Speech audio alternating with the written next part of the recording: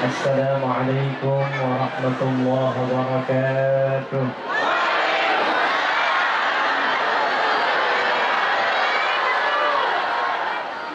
Alhamdulillah Rabbil Alamin.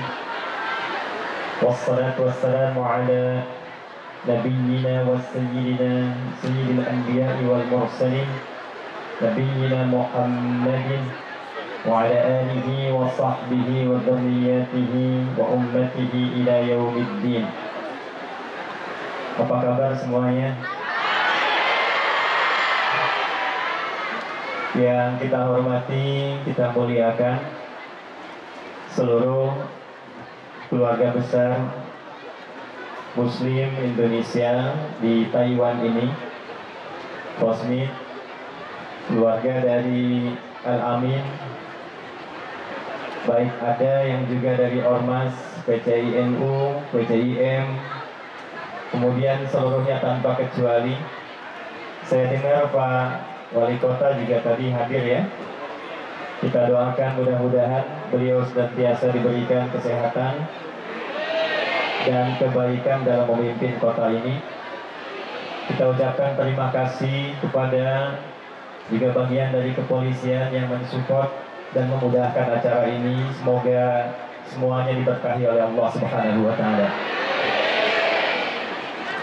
Ini kok banyaknya ibu-ibu ya?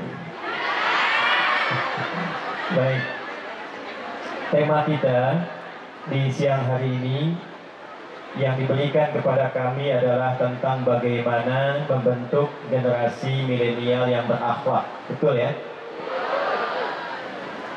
Jadi teman-teman sekalian, izinkan saya memanggil teman-teman dulu. Kini generasi manusia itu sering dibagi sekarang pada dua bagian. Dan semuanya nanti mengaku milenial. Ada generasi Y, ada generasi Z. X jarang dimasukkan karena kelahiran 60-an sampai 80-an itu awal dari perkembangan generasi yang kedua. Dua terakhir disebut dengan milenial karena di generasi ini tumbuh dan lahir dengan perkembangan digital, kemudian karakter masyarakatnya berbeda, yang membentuk perilaku yang tidak sama dengan generasi-generasi sebelumnya.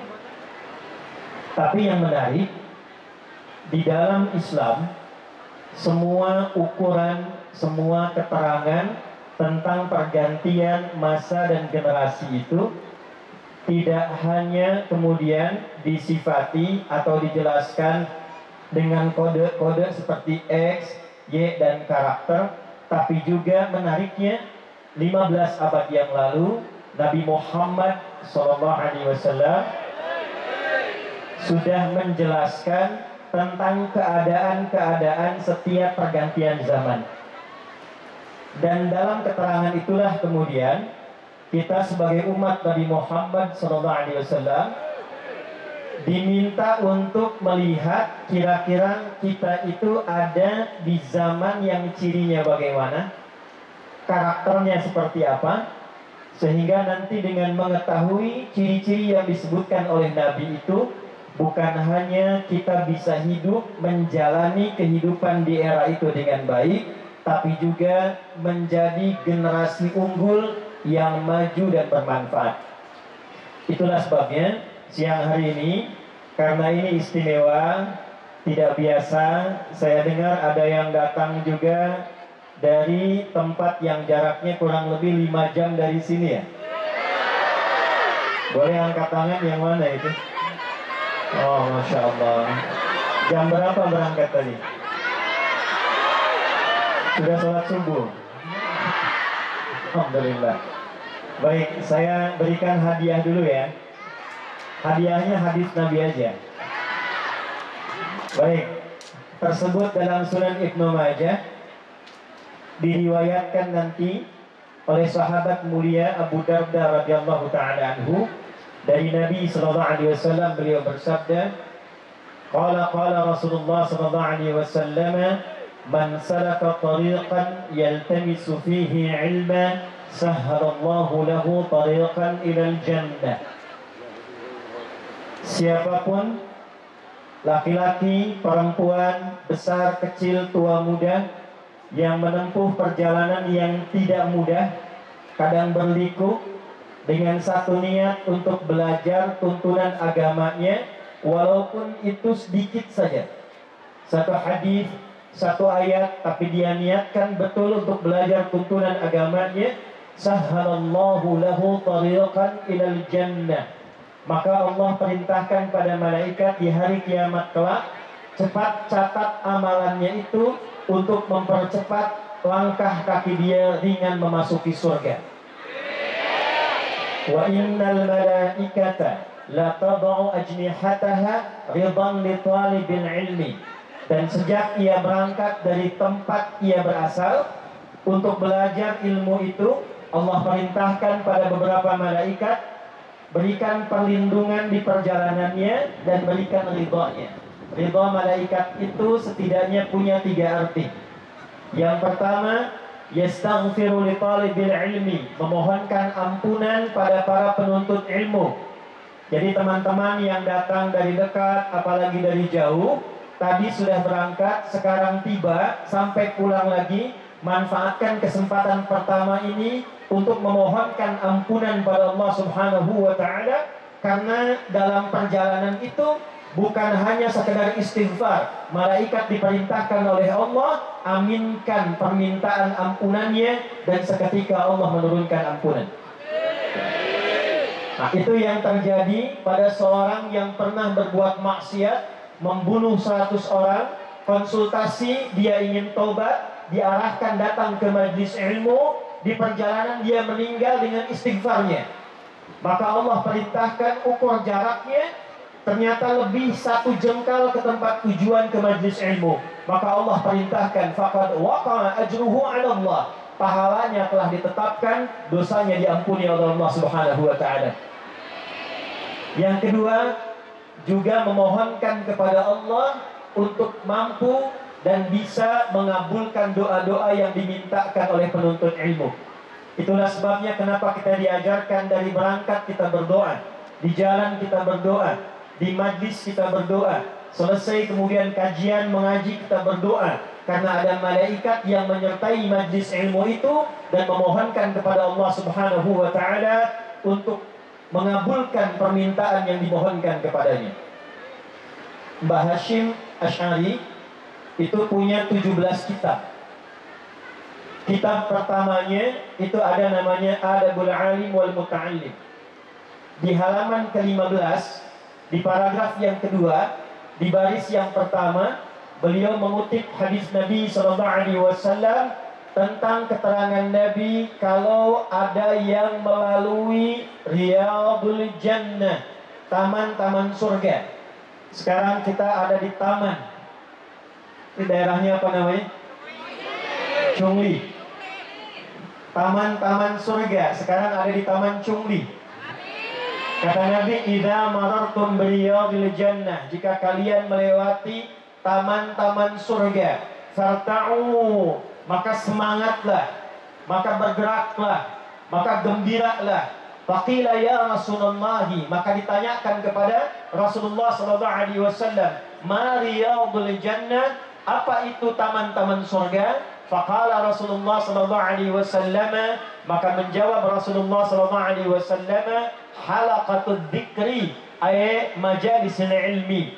Maka kata Nabi, itulah halaqah zikir, itulah penjelasan para ulama, majlis-majlis ilmu. Maka kalau sudah tiba di tamannya, kata Nabi, semangatlah, kata Nabi, bergembiralah. Kenapa? Karena diantaranya malaikat menyertai datang dan mengaminkan doa-doa yang dimohonkan kepada Allah Subhanahu wa ta'ala. Nah, yang ketiga, ini yang paling penting, nanti ditafsir di hadis Muslim. Perhatikan keterangannya.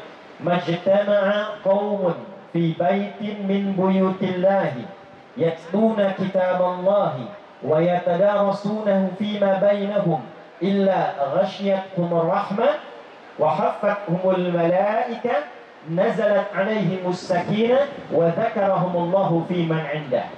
Paham? Tidak. Tidaklah orang-orang kumpul di satu tempat yang disukai Allah. Di antara tempat yang disukai Allah, tempat yang digunakan untuk kebaikan, mengaji dan meningkatkan zikir. Kecuali Allah utus malaikat di tempat itu untuk memberikan 4 hal. 1. Nazalat alaihimus sakinah, diberikan ketenangan, kedamaian, ketentraman dalam jiwa orang-orang yang datang. Jadi bedanya ngaji dengan kumpul-kumpul biasa. Anda boleh kumpul di taman, Anda boleh kumpul di lapangan, tapi tempat itu ketika dijadikan tempat ngaji, Allah berikan ketenangan yang berbeda dengan kumpulnya di tempat-tempat yang lain. Yang kedua, ini kalimat yang indah, wa haffathumul malaika, kemudian malaikat berkumpul, wa ghasyiyatuhumur rahmah, untuk menaungi para penuntut ilmu dan memberikan rahmat-rahmat Allah Subhanahu wa taala. Dan yang terakhir, wa dzakarahumullahu fi man 'inda, saat dia ngaji sampai selesai, nama orang-orang yang ngaji itu disebut-sebut oleh Allah Subhanahu wa taala di sekitar arasy-Nya, di sekitar arasy-Nya. Anda kalau disebutkan oleh presiden senang tidak namanya? Kalau disebutkan viral di media sosial senang tidak? Kalau diviralkan di koran se-Taiwan senang tidak? Sekarang nama kita insya Allah disebutkan oleh Allah di sekitaran arus dari makhluk-makhluk terbaik yang ada yang pernah diciptakan sampai kita selesai menunaikan pengajian ini insya Allah. Nah, ini tidak cukup dengan amin, kita ngaji dulu ya. Baik, ini pembukaannya. Karena teman-teman sudah berjuang, maka hari ini saya tidak akan beretorika. Ini bukan pidato karena kita ngaji. Kita akan membahas itu dengan 3 hadis Nabi Sallallahu Alaihi Wasallam. Jadi siang ini kita belajar 3 hadis saja. Nanti di akhir kita akan coba cek kembali apakah yang kita pelajari telah kita pahami atau belum. Hadis yang pertama. Hadis ini terdapat dalam Sahih Al-Bukhari. Nomor hadis 7121. Ada juga di dalam Sahih Muslim nomor hadis 157. Satu lagi ada dalam Sahihnya Ibnu Hibban nomor hadis 6718. Saya bacakan sanadnya ya, sekaligus ijazah untuk sanad. Kita ambil yang Ibnu Hibban saja. Qala haddatsana qala akhbarana Abdullah bin Muhammad qala haddatsana Ishaq bin Ibrahim qala akhbarana Uthman bin Umar qala haddatsana Ibnu Abi Dzib an Sa'id ibn Sam'an an Abi Hurairah radhiyallahu ta'ala anhu anin Nabi sallallahu alaihi wasallam. Hadis ini sanadnya tersambung melalui Ibnu Hibban. Beliau menerima dari Abdullah bin Muhammad. Abdullah bin Muhammad menerima dari Ishaq bin Ibrahim. Ishaq bin Ibrahim menerima hadis ini dari Uthman bin Umar. Uthman bin Umar menerima hadis ini dari Ibnu Abi Dzib. Beliau menerima dari Sa'id bin Sam'an. Sa'id bin Sam'an menerima dari sahabat Abu Hurairah radhiyallahu ta'ala anhu Abdurrahman bin Sahar. Abdurrahman bin Sahar menerima dari Nabi Muhammad sallallahu alaihi wasallam. Beliau bersabda, perhatikan hadisnya.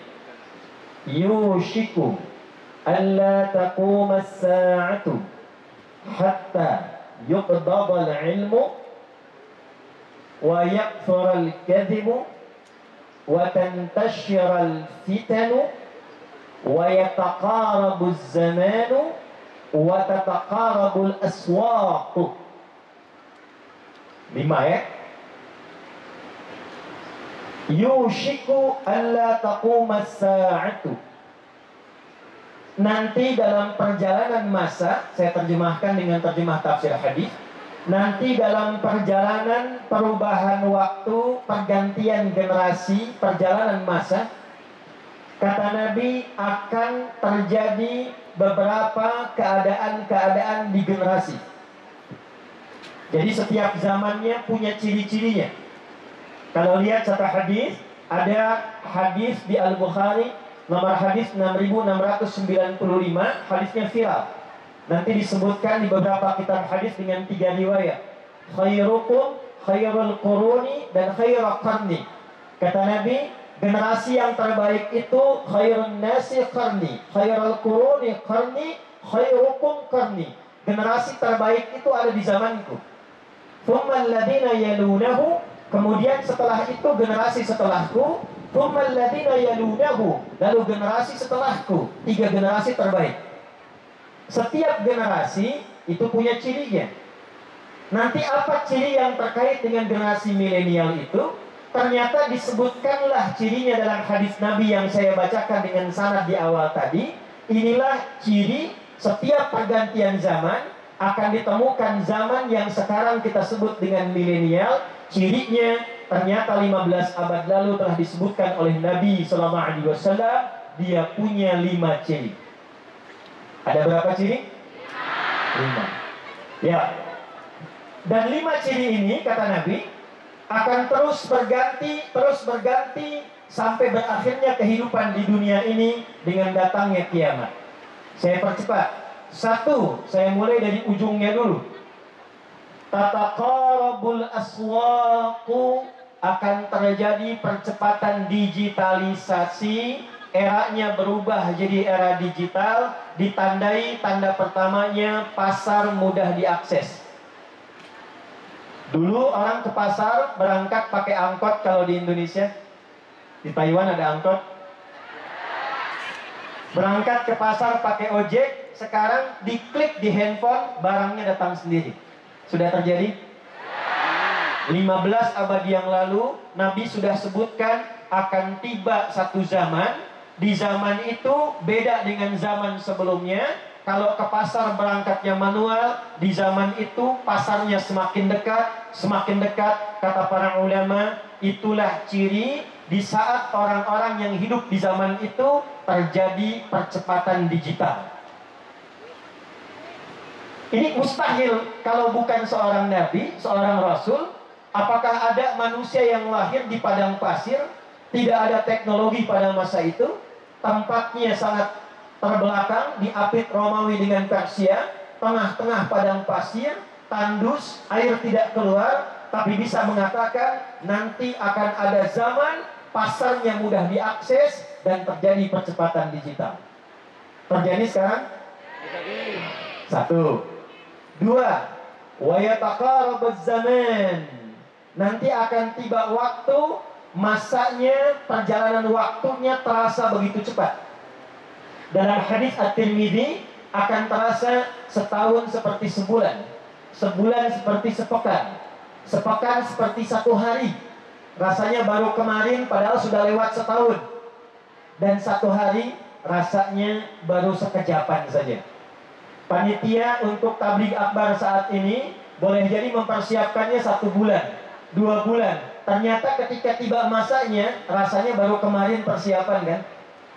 Sudah terjadi? Berarti 2 tanda terpenuhi.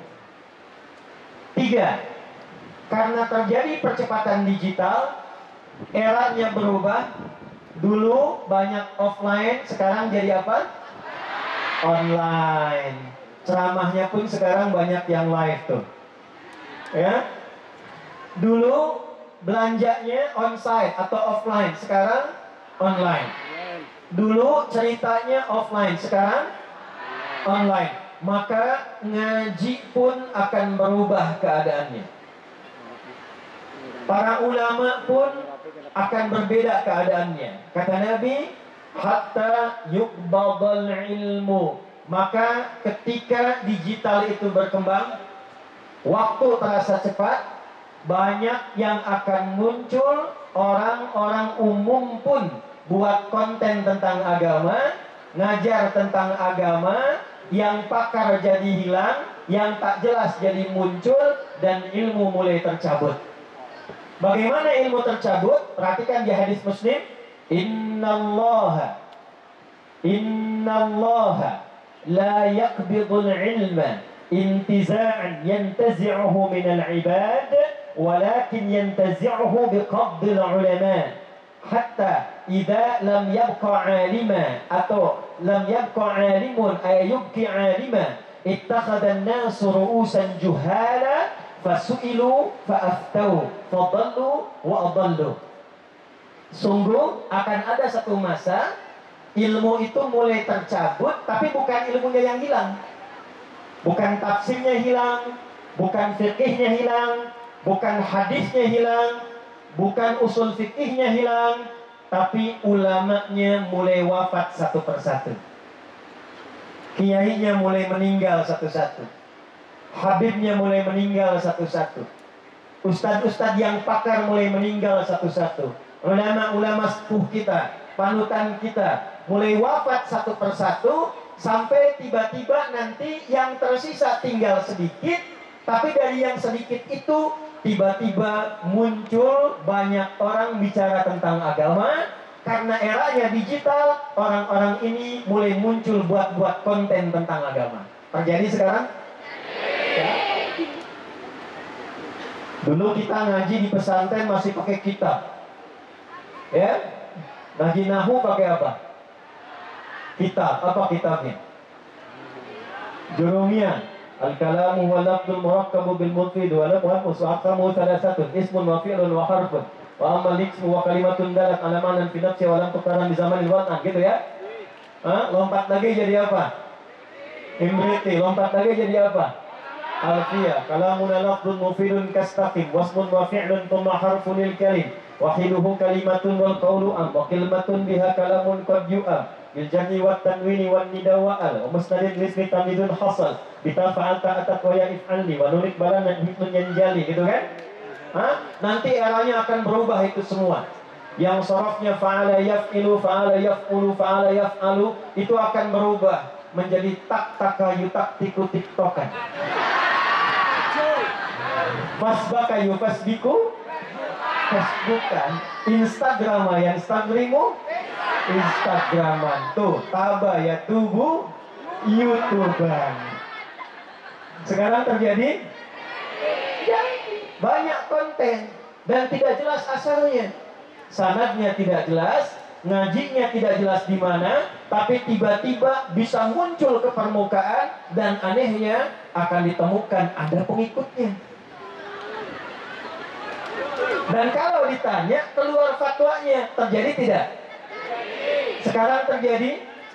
Perhatikan, kita hanya menyebut milenial. Nabi SAW mengingatkan di beberapa abad yang lalu. Terus lanjut. Perhatikan, karena tiga ini sudah muncul, maka konsekuensi yang keempat, lihat baik-baik. Wayak floral kanjibu, wayak floral kanzibu. Karena eranya sudah elektronik, digital muncul, status muncul, konten muncul, maka akan tiba masa sulit dibedakan mana yang benar, mana yang salah. Manipulasi akan ditemukan. Kebohongan mulai banyak. Bercampur sehingga orang sulit menemukan ini yang benar yang mana, yang salah yang mana. Bapak Ibu, saya seumur hidup ngajar, maksudnya sampai sekarang belum pernah membahas tentang garam. Tiba-tiba muncul video saya menerangkan tentang garam ruqyah.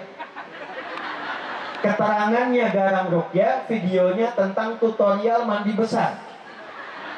Dan itu terjadi. Ada kemudian jualan herbal.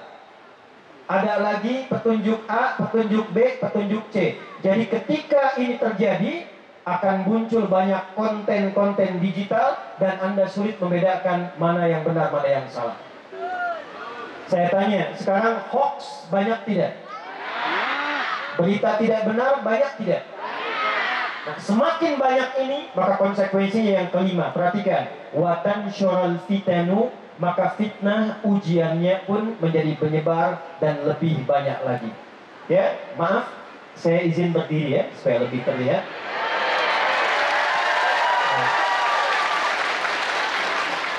Nah, ini tandanya kita mulai ngaji serius ya. Karena yang buat konten itu sudah banyak. Nah ini pembuat konten tuh. Ini yang disebut hadis Nabi itu ya. Kontennya jadi beragam. Tapi yang di-highlight oleh Nabi, yang diberikan garis oleh Nabi, ternyata potensi berkembangnya digital itu, potensi berkembangnya kemajuan itu juga akan dimanfaatkan oleh orang-orang yang tidak bertanggung jawab untuk membuat konten-konten yang tidak positif. Nah, sekarang pertanyaannya, di era semacam itu, bagaimana Nabi membimbing kita untuk memanfaatkan kemajuan era dan perkembangan zaman seiring dengan masanya, tapi tetap kita menjadi generasi yang terbaik dan berakhlak. Itulah tema yang akan kita bahas di kesempatan siang hari ini. Jadi ini mukadimah yang kedua. Sekarang kita masuk isinya. Ayo saya tanya sebentar dulu ya. Yang tahu boleh angkat tangan. Yang jawab bagus.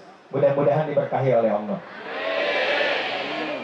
Pertanyaan pertama saya, siapa yang boleh bisa angkat tangan? Tolong disebutkan 2 saja. Saya ulangi, 2 saja. Nama sahabat Nabi yang perempuan, tapi usianya pada zaman Nabi masih milenial, masih remaja, masih tumbuh berkembang. 2 orang saja. Boleh berdiri? Satu siapa Mbak? Satu lagi? Khadijah. Baik, benar 1 ya. Benar 1. Belakang?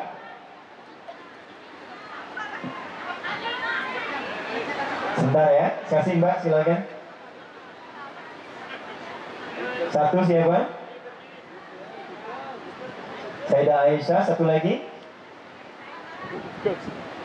Hampir sama dengan yang 1. Boleh duduk lagi. 2 perempuan saja. Ini saking banyaknya perempuan. 2 sahabat Nabi. Ya. Boleh angkat tangan Ibu? Ya. Asma binti Yazid. 1 lagi? Baik. Baik. Ada lagi yang lain? Halid. Baik, perempuan dulu ya. Mana yang mana? Assalamualaikum Ustaz. Salam, silakan. Yang pertama Halimah binti Sa'ah, yang kedua Fatimah Binti? Halimah binti lupa. Binti lupa. Ayo boleh berikan tepuk tangan dulu. Boleh semuanya baik. Ada lagi yang lain terakhir? Ya, ke belakang Ibu. Silakan. Ini pelan-pelan ya.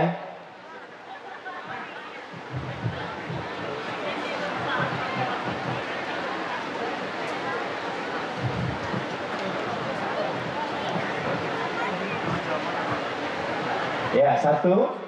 Hafsah binti Umar. Ya, 1 lagi. Yang kedua Fatimah binti Muhammad. Fatimah binti Muhammad SAW. Berikan tepuk tangan, boleh. Baik. Ibu dapat hadiah $100 ya. Silakan. Baik, fokus dulu ya. Sekarang yang laki-laki. Sebutkan 3 orang pemuda atau remaja yang hidup di era Nabi Sallallahu Alaihi Wasallam. Yang laki-laki. 3 orang remaja atau anak muda yang hidup di era Nabi Sallallahu Alaihi Wasallam. Milenialnya di zaman Nabi. Boleh angkat tangan. 1. Yang laki-laki dulu. Laki-laki. Ya, Mas, silakan. 1. Uthman bin Affan. 2. Abdurrahman bin Auf. Ali bin Abi Thalib. Benar 2. 1 lagi. Abu Bakar As-Siddiq. 1 lagi.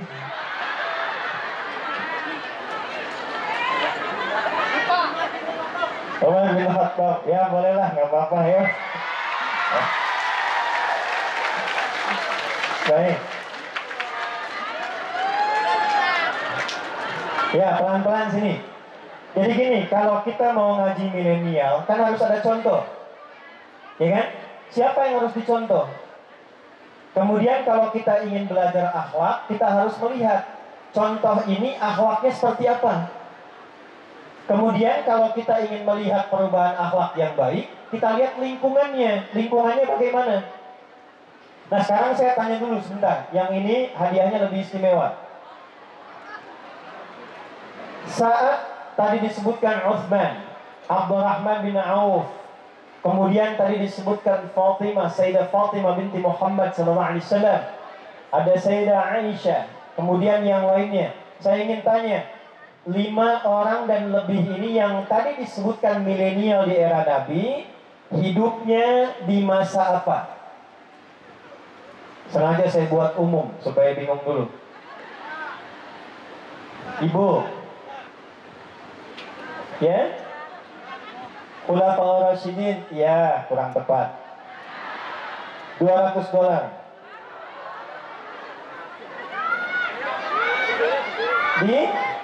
Tolong berikan mic-nya. Baik. Zaman jahiliyah. Apa itu jahiliyah? Zaman yang masih bodoh, masih tertinggal. Tertinggal dari apa? Dari kemajuan teknologi. Ada teknologi apa di zaman itu? Enggak kayak zaman sekarang gitu, Ustaz. Gak kayak zaman sekarang. Iya. Zaman sekarang kenapa?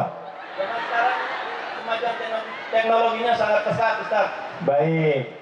Ya nggak apa-apa lah $200. Ya mas. Dah lihat sini. Sekarang hadiahnya simpan dulu ya. Kelima yang disebut tadi, kurang lebih tadi 5 orang, tinggal di zaman yang namanya disebut dengan jahiliyah. Namanya apa? Tahu artinya jahiliyah tidak? Jahiliyah itu gabungan dari 2 sifat. 1, jahlun, keperbuatannya. 2, jahilun, menunjukkan kepada orangnya. Kalau 2 ini digabungkan, jahlun dengan jahilun, maka muncul karakter yang ketiga namanya jahiliyah. Jahlun asalnya bila disebutkan dalam bahasa Arab, sifat yang menunjukkan pada sesuatu yang menyimpang. Bodohnya itu bukan bodoh tidak pintar, bukan. Yang pintar banyak. Abu Lahab itu pintar. Abu Jahal itu pintar. Bahkan namanya itu viral dengan nama Abul Hakam namanya dulu. Yang pintar banyak. Pintar dagang ada. Pintar politik ada. Ya, ada yang pintar dari ilmu-ilmu dasar ada. Tapi kepintarannya ini tertutupi oleh satu sifat, yaitu tidak kenal baik. Sehingga sifat pintarnya ini dipakai pada perbuatan-perbuatan yang menyimpang. Jadi jahlun itu tidak kenal baik. Bodohnya itu bodoh pada sifat-sifat baik. Pintar tapi tidak kenal jujur. Pintar tapi tidak kenal sabar. Pintar tapi tidak kenal kebaikan. Karena itu ketika Allah menurunkan sifat taubat di Quran surah keempat, di ayat ke-17 itu, maka disebutkan sifat jahalah dalam perbuatan salah itu. Innamat taubatu 'ala Allahi lilladzina ya'maluna su'a bijahalatin. Sungguh taubat yang diterima oleh Allah itu adalah taubat dari orang yang berlaku kriminal, berbuat tindakan jahat karena jahalah. Dia bodoh, tidak tahu tentang kebenaran dan kebaikan. Jadi karena nggak tahu baik, para pelakunya jahil, melakukan semua jenis perbuatan yang tidak baik. Itulah eranya disebut dengan jahiliyah. Jadi kalau teman-teman ingin tahu di mana berkumpulnya semua bentuk perbuatan tingkat tinggi yang buruk, itulah eranya jahiliyah. Mabuk misalnya. Saya ulang ya. Yang mabuk misalnya. Di sini ada yang mabuk nggak? Nggak ada. Nggak ada ya. Nggak ada ya. Baik. Nah, lihat sini. Kalau di zaman jahiliyah itu saking profesionalnya mabok, yang pemula saja, pemabok prematur, yang baru mabok itu minimal 5 kali sehari. Ayo baca sirah itu. Itu yang paling pemula, bayangkan yang profesional. 1. Ya, 2. Di Taiwan ini ada yang tawuran nggak? Hah? Ada yang suka berkelahi nggak? Ada. Jangan-jangan mirip-mirip, tidak ya? Lihat sini, di zaman jahiliyah itu tersinggung sedikit itu langsung berkelahi. Dan berkelahinya nggak tanggung, ya. Nih yang saya tanya ini, ibu di sini, ibu kenal Umar bin Khattab? Kenal di mana? Tadi bahaya nih, ada yang kenal Umar sini. Umar itu sebelum masuk Islam itu diantara jagoannya di wilayah jahiliyah yang kalau sedang bosan dia akan bikin pengumuman. Siapa yang berani dengan saya hari ini? Kita bertemu di Bukit A, silahkan datang, pamit dulu pada ibu yang telah melahirkannya, karena dia akan pulang tanpa nama. Itu Umar. Zina, semua jenis zina itu khatam. Khatam. Ada yang sudah menikah, ya, itu besoknya ngobrol-ngobrol dengan tetangga, bisa berkata begini, saya bosan dengan istri saya juga malam gantian yuk, ayo. Itu jahiliyah itu. Jadi Anda bayangkan, kenapa disebut dengan jahiliyah? Karena semua jenis perilaku yang ada di kehidupan sosialnya itu tidak kenal baik. Nah, orang-orang yang tadi disebutkan generasi milenial tadi, hidupnya di masa seperti itu. Saya ulangi, orang-orang yang tadi disebutkan, Ali bin Abi Thalib misalnya, Abdurrahman bin Auf, Utsman bin Affan radhiyallahu taala anhum jami'an, yang perempuan yang tadi disebutkan, Sayyidah Asma, Sayyidah Aisyah, Sayyidah Fatimah, hidupnya di masa, di era yang disebut dengan jahiliyah. Pertanyaan pertama saya, tindakan kriminalnya, keburukannya, perilaku jeleknya, maaf, terjadi nggak di zaman sekarang? Nah, sekarang kadarnya, ukurannya, sama nggak? Lebih buruk jahiliyah atau yang sekarang? Saya ulangi, lebih buruk jahiliyah atau yang sekarang? Sekarang. Bahaya ini. Nah, di zaman jahiliyah, perhatikan, zaman jahiliyah yang tadi-tadi itu tidak kenal baik, sehingga mengganggu kehidupan, tidak pernah maju, banyak sekali kerusuhan, maka Nabi Muhammad sallallahu alaihi wasallam kenapa diutus di tempat itu, tidak di tempat yang lain? Ini saya berikan rahasianya hari ini, dan ini diantara kita saja, ya. Ini saya berikan gambar begini nih, biar tidak mubazir empat balis ini. Ini kelihatan nggak belakang? Bagus. Ya, di sini karena di pinggir, di sana itu orang yang imannya kuat sekali. Ya, belum saya tulis sudah kelihatan ya. Ini saya bagi dua gini ya. Ini kanan, ini kiri. Lihat sini. Ini saya sebut Romawi di sini. Di kirinya Persia. Ini zaman Nabi, ini sudah maju luar biasa. Yang ini punya imperium, punya kolosium Romawi. Peradabannya bagus, pasukannya hebat-hebat, senjatanya luar biasa. Di sini ada kekaisaran Persia, Kisra. Ini juga maju, luar biasa, pemerintahannya kuat, negaranya, pasukannya. Sampai sekarang banyak film-film dimunculkan tentang Romawi dan Persia. Baik ya?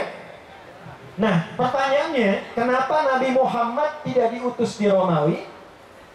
Tidak diutus di Persia. Tapi diutusnya di sini, di tengah-tengah nih. Padang pasir, lembah, biwadin ghairi bi zar'in 'inda baitikal muharram, di bawah lembah, di apit bukit-bukit yang tandus, ya, lengkap, lebih paket lengkapnya lagi, orang-orangnya jahiliyah. kriminalnya puncaknya di sini, tempatnya tandus, airnya jarang muncul, lahirnya di dekat Ka'bah. Satu-satunya nabi yang lahirnya langsung di dekat Ka'bah karena fadilah doa dua nabi sekaligus.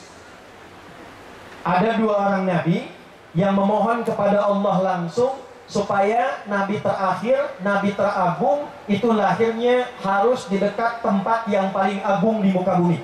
Tidak ada tempat yang paling agung yang dikunjungi setiap saat, puncaknya dalam musim haji, semua kiblat mengarah kepadanya kecuali Ka'bah. Dua nabi ini berdoa, ya Allah, Rasul terhebat nanti, Rasul akhir zaman, Rasul penutup yang istimewa, mohon jadikan lahirnya pun dekat tempat yang paling istimewa di samping Ka'bah.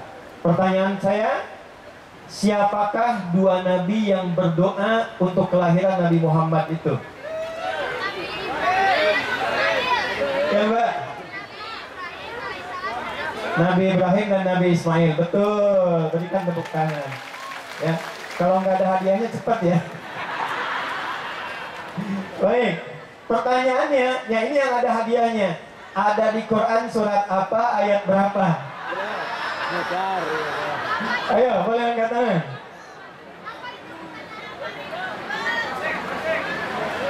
$300. Umrah. Waktu habis. Waktunya habis.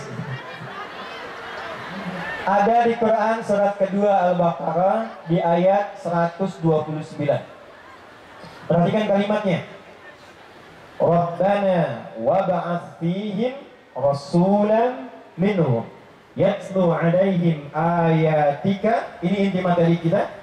Wa yu'allimuhumul kitaba wal hikmah wa yuzakkihim innaka antal azizul hakim.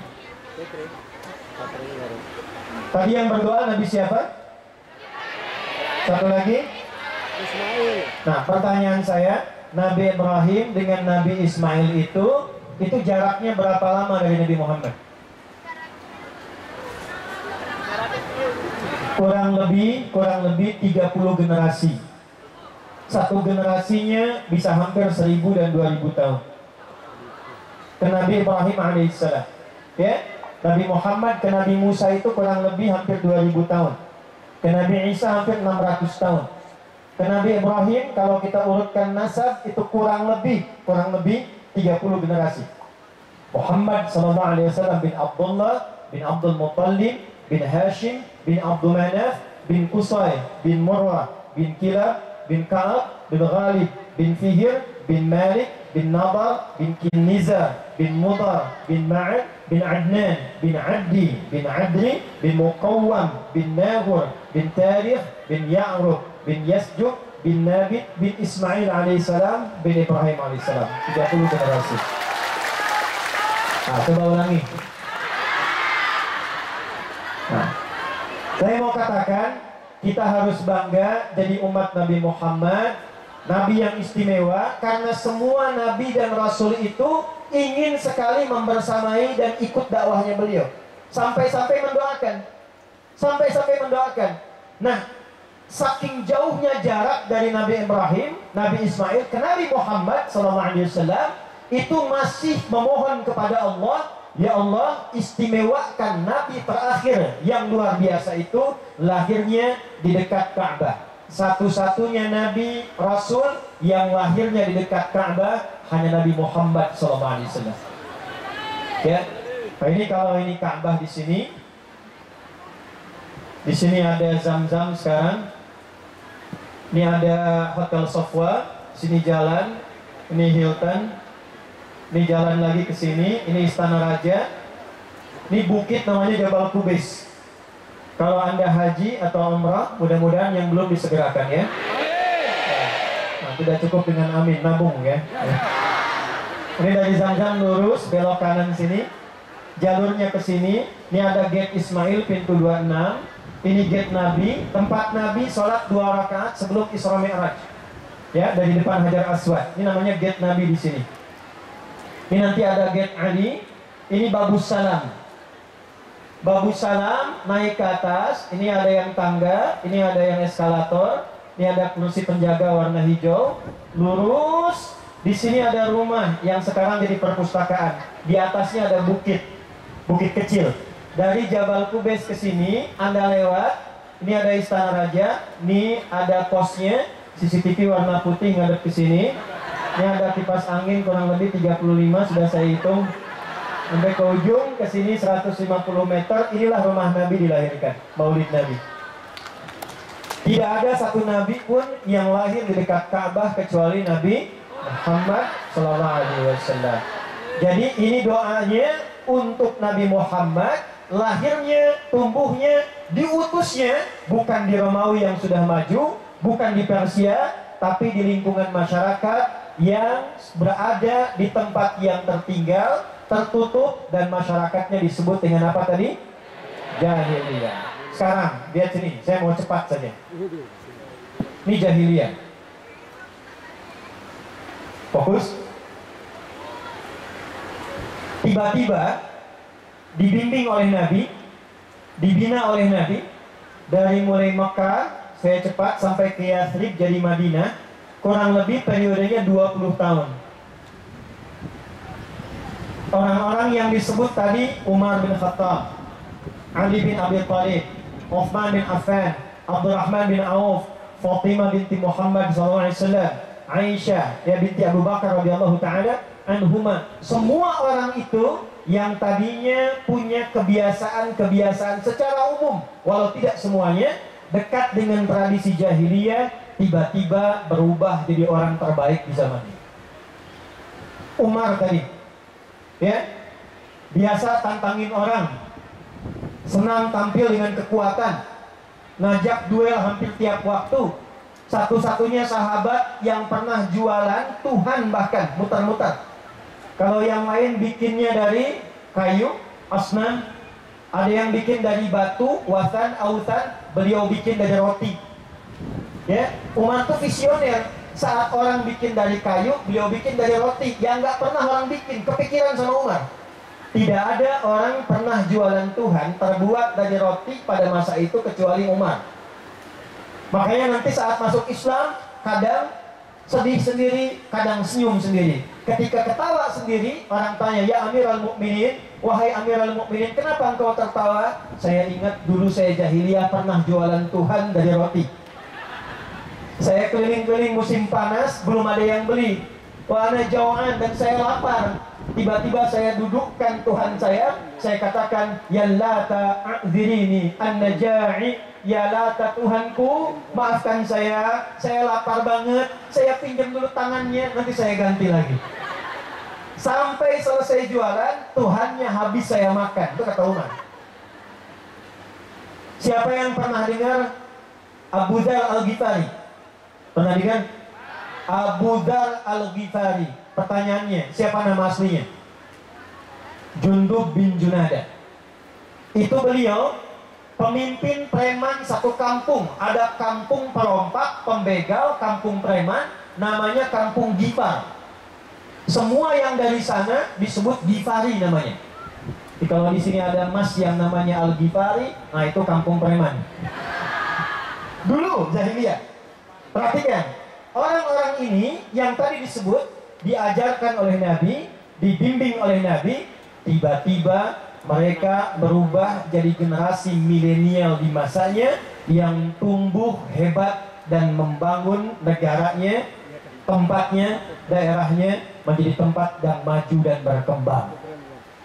Apa kurikulum yang diajarkan oleh Nabi? Seperti apa tahapannya? Nah, ini yang insya Allah kita akan rinci pelan-pelan. Tadi siapa yang sebutkan Sayyidah Fatimah? Di sana ya. Sayyidah Fatimah itu, para teman-teman yang muslimah, akhwat, beliau bukan hanya dikenal putri Nabi, tapi silakan Anda cek sejarah, beliau diantara satu-satunya sahabat perempuan putri Nabi yang juga pakar di bidang keperawatan. Sayyidah Aisyah radhiyallahu ta'ala anha, selain hafal 2210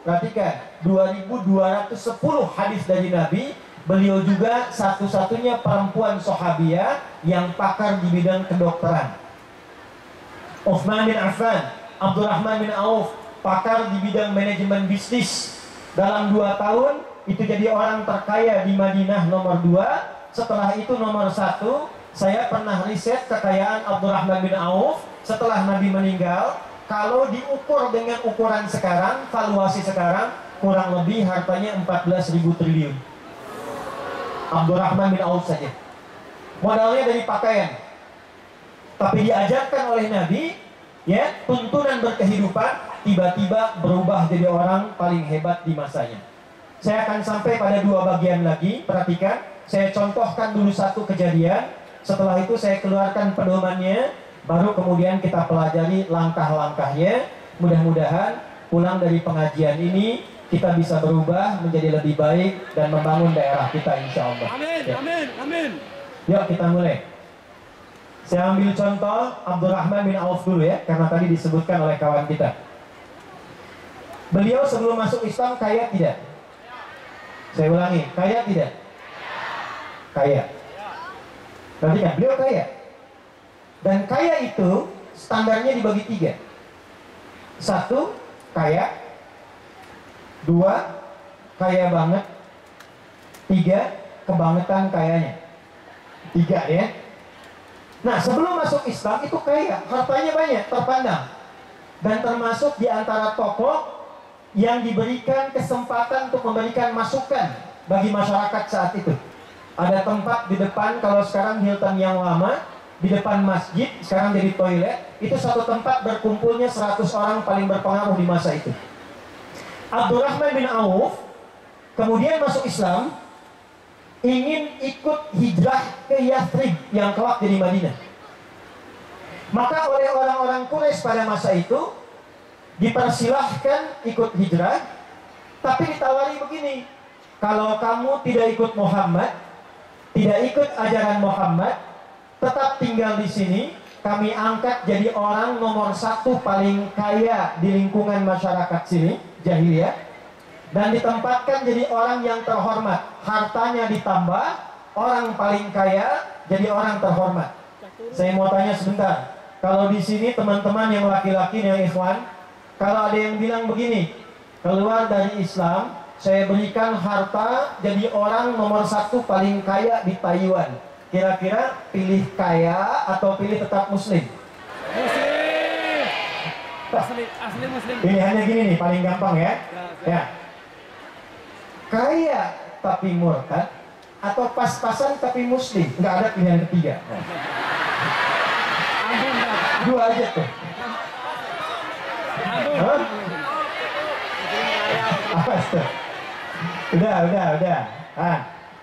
Ya, Abdurrahman bin Auf memilih, nggak apa-apa, saya berangkat, harta diambil, besok lusa harta bisa dicari, tapi iman belum tentu bisa diganti. Ya, kayak bikin status tuh.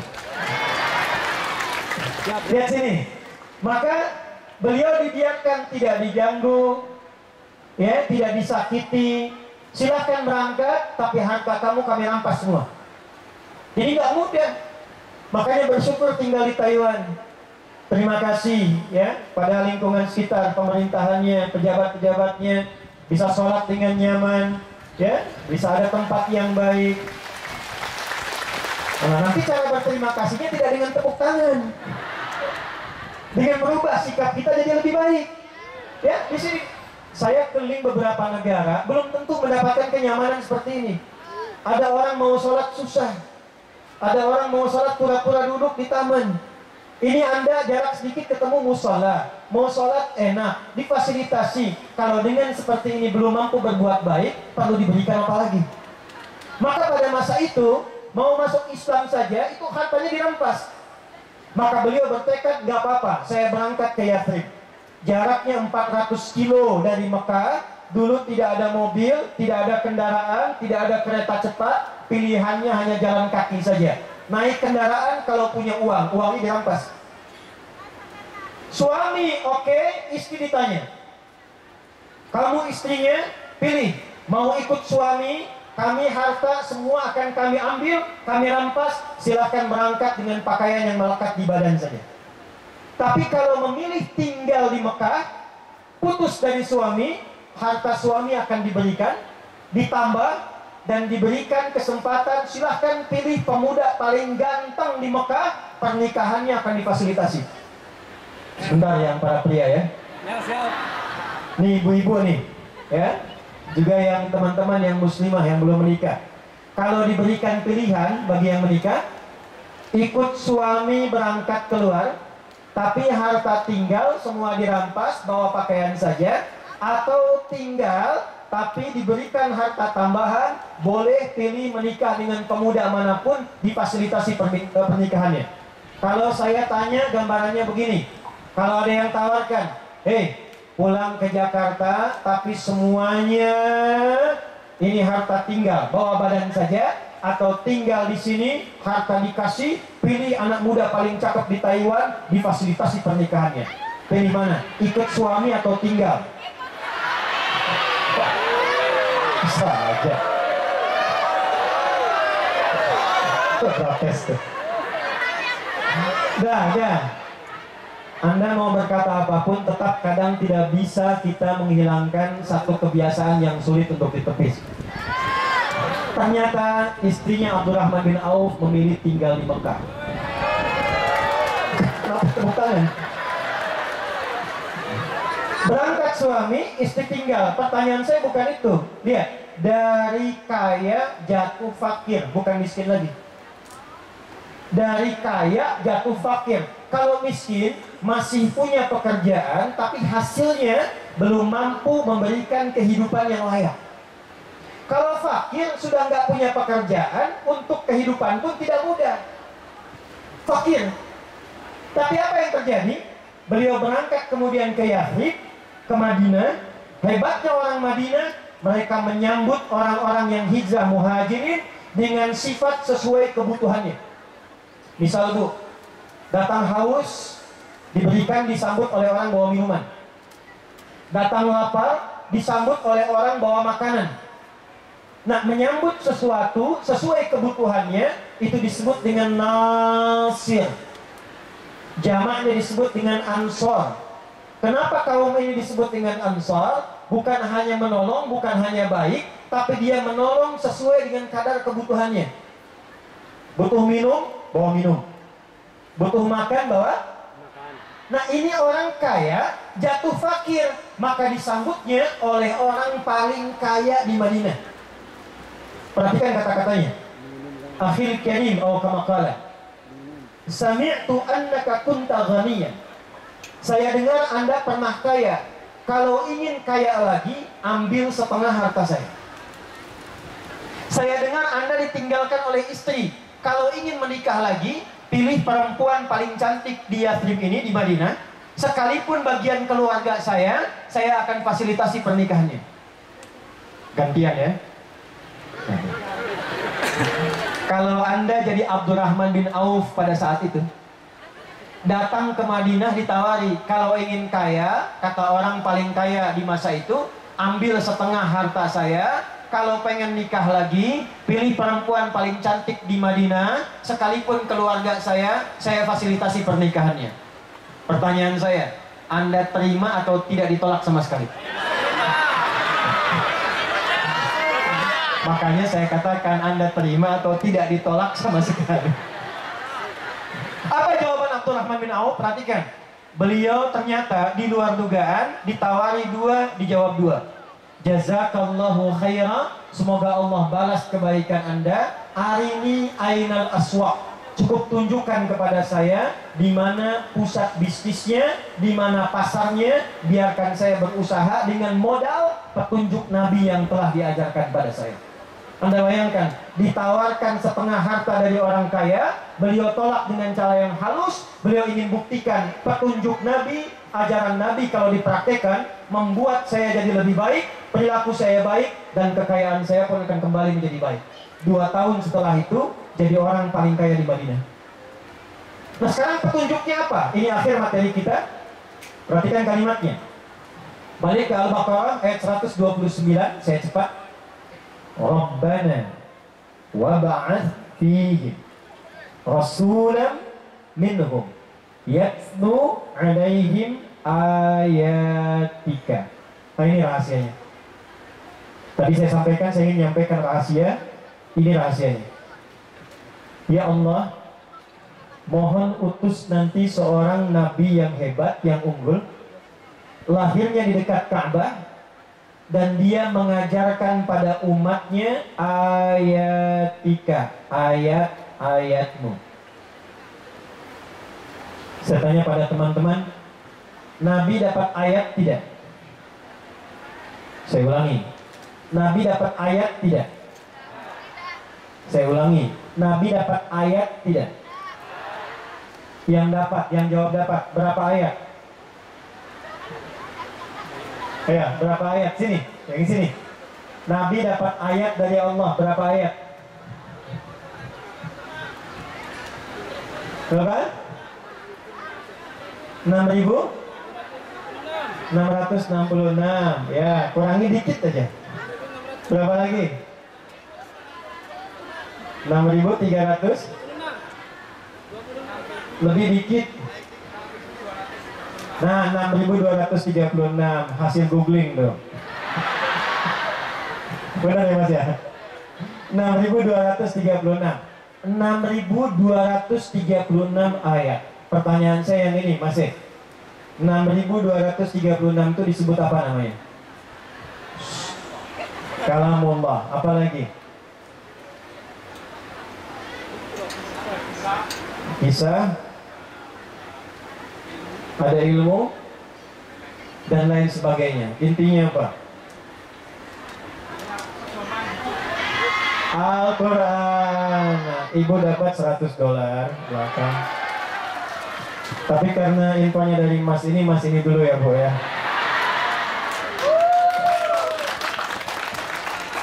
Sama ibu yang di belakang juga, satu yang jawab Al-Quran. Ibu yang kacamata, kerudung, abu-abu, Mas Heri, tolong Mas. Belakang. Makasih Ibu, sama-sama. 6.236 ayat. Nah ini ilmu jarang dipelajari, jarang dikaji. Jauh-jauh saya ke Taiwan, teman-teman juga jauh. Nah ini yang akan saya bagi. Ini penutup kajian kita siang hari ini. Lihat baik-baik.